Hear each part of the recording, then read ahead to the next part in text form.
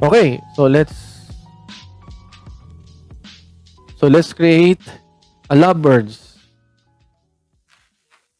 So need to twist this in half, create a bubble like this,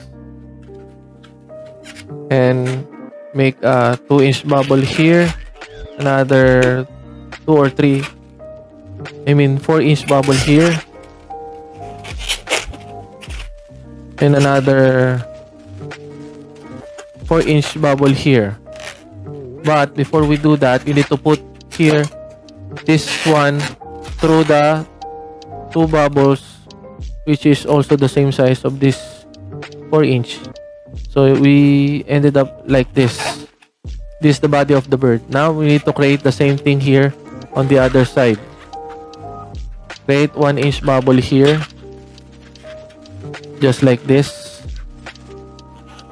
Now create a 4-inch bubble here, another 4-inch bubble here, lastly another 4-inch bubble here, but need to make a bubble here for the tail, just like that. Now push this 4-inch bubble through these two 4-inch bubble so that it will lock. Now need to put this together, and you need to arrange this so that it will emphasize these two birds are kissing each other. See?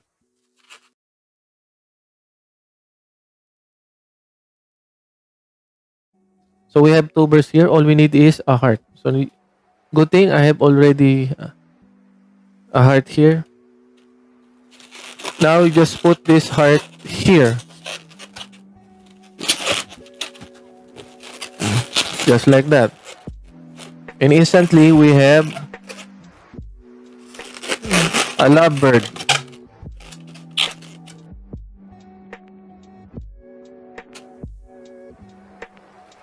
Just like that,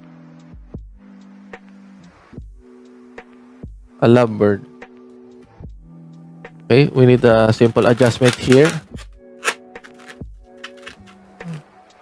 just like that, a lovebird with the heart.